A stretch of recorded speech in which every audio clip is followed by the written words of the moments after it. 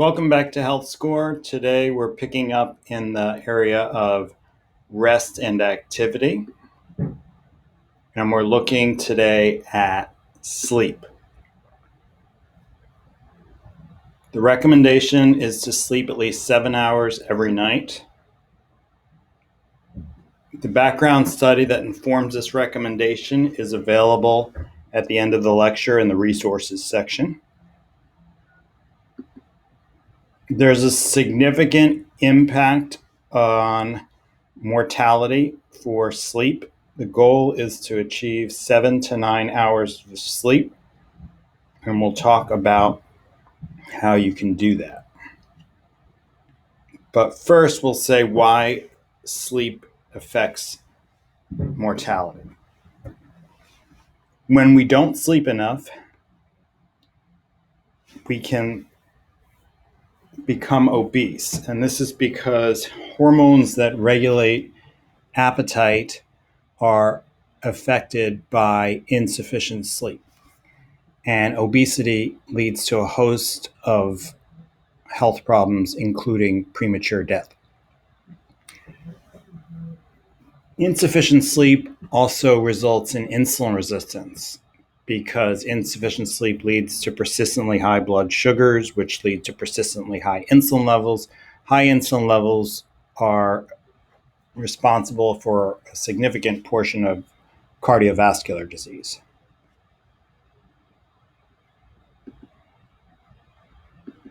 Let's look at how to achieve optimal sleep.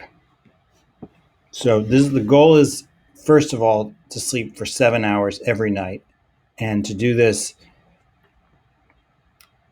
each night. We're not talking about 49 hours average over the week. We're talking about 7 hours each night. So catching up on the weekends is not as good as consistently sleeping 7 hours every night when it comes to your health. In addition, having a consistent bedtime is independently valuable, even if you are getting 7 hours of sleep. So if you're getting 7 hours of sleep, but your bedtime varies all the time, that's not as good as having a consistent bedtime. The reason? It's because we have a circadian rhythm, an internal clock. That circadian rhythm, when it's synchronized with our chronological clock, or the clock on the wall, we get optimally restorative sleep. When we change the time we go to sleep, the circadian rhythm has to recalibrate and catch up to the new time. And that can take 2 to 3 days. And if the circadian rhythm is not calibrated with the chronologic clock on the wall, you get less than restorative sleep. What that means for people who change their bedtime on the weekend is that going into the week, they have 2 or 3 days of non-restorative sleep because they've changed their bedtime. And going into the week, they have another 2 or 3 days of non-restorative sleep because they've changed their bedtime. So essentially, their body is always playing catch-up.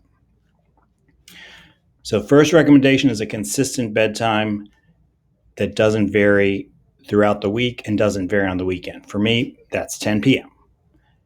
Next recommendation is to limit naps. Oftentimes, if you don't get enough sleep, you have a tendency to sleep late or sleep in the afternoon. This will deprive you of the ability to resume a normal sleep schedule because you won't be tired when you try to go to sleep the next night. So if you have trouble going to sleep, it's important to avoid naps the next day so that you assure yourself a good night's sleep the next night. Avoid caffeine 6 hours before sleep. Avoid exercise 4 hours before sleep. Now, this exercise recommendation needs to be unpacked a little bit because some exercise, like yoga, can be relaxing for people or going for a walk. We're talking about exercise that's particularly stimulating, and you can tell the difference if you miss a night of exercise and you're more tired or less tired. But stimulating exercise should be avoided within 4 hours of sleep. Next is alcohol. Alcohol should be avoided within 3 hours of sleep. Now, alcohol, a lot of people think is soporific or helps you fall asleep, which it does. The problem is that when alcohol is metabolized, we get a mini, and it's no longer in our system, we get a mini withdrawal, which can happen like 6 or 8 hours after consumption, which means that you can get a mini withdrawal in the middle of the night. You might actually wake up and remember it, or you might not even notice it, but that mini withdrawal interferes with the sleep architecture and the quality of your sleep. So although it helps for falling asleep, it damages the quality of the sleep that you'll get and leads to nighttime awakenings. Recommendation number 6, avoid screen use 1 hour before sleep. Put the phone out of arm's reach. What I do to achieve this goal is I put my phone on the other side of my bedroom, put in Bluetooth headphones, turn out the lights, and this is 1 hour before I go to bed, put on an audiobook, and set the timer for 1 hour. What I was doing before this was the same ritual, but with the cell phone in my hand, listening to the audiobook. And what I would be doing in this setup was checking my bank account, checking the weather, browsing Amazon. I was doing everything but listen to the audiobook that was playing. And before I knew it, I was lost, not knowing what was going on in the story, because I was fidgeting on my smartphone and I was not able to go to sleep when I at my bedtime. So I realized with the cell phone across the room, that was the only way for me to avoid using it. And the only way for me to get to bed at the time I wanted to was to not be on the phone within the hour before sleep. And this is a recommended strategy that a lot of my patients have followed. So this leads us to tip 7, which is some kind of a bedtime ritual to relax. I've noticed that it's not so important what the ritual is than that it not be you looking at a screen. It might be listening to music, it might be listening to an audiobook, but if it gets you on a screen and gets your mind racing, if it's work is another thing that is not helpful, then it's not helpful for getting to sleep. You need something to wind down in the hour before sleep. You can't expect your body to just fall asleep like a light switch.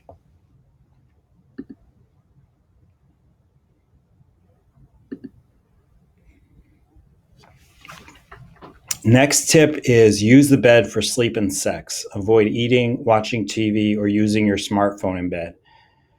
Now, this recommendation works because the body gets a cue when you use the bed just for sleep and sex, that when you get into bed, it's time to go to sleep.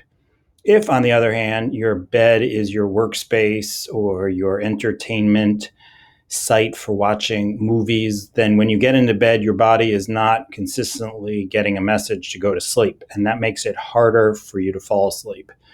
So avoid anything that is not sleep and sex when you're in bed. Next is use a blue light filter on your phone within 2 hours of sleep. This is in the settings section under display and brightness. Turn on night shift mode. This setting will filter out the blue light, which is particularly stimulating and makes it hard to go to bed. Recommendation number 10, wear an eye mask. The one that I've purchased and use every night is on Amazon. It's their best seller when I looked at it. And it's a silk eye mask. It's great. I also recommend earplugs. These are the ones I use. Even if you don't think it's loud or bright in your bedroom, just being totally silent and totally dark is like a new, totally mind-opening, great experience and really helpful for sleep. Next, keep the bedroom as cool as possible. I put a thermometer right by the head of my bed. If I am not able to sleep and I see the thermometer is registering greater than 62 degrees, which is the optimal sleep temperature, I will open a window. I will turn on a fan. I will use an air conditioner. I will do whatever it takes to get that temperature below 62 or 62 or below. And finally, if you wake up, don't check your smartphone. What you're doing in those situations, if you wake up in the middle of the night. If you wake up in the morning, okay, fine. But if you wake up in the middle of the night, don't check your smartphone. Because if you're subconsciously getting up because something's on your mind and you satisfy that itch by going online and finding out whatever it is is on your mind, or answer or checking your email or something like that, you're basically giving your body an incentive to wake up the next night. You're encouraging that behavior because your body will know, if I wake up, I get to find out if that person sent me back a chat, or find out if I got that email from work. So the point is to nip those habits in the bud by not rewarding that itch to check your phone at night.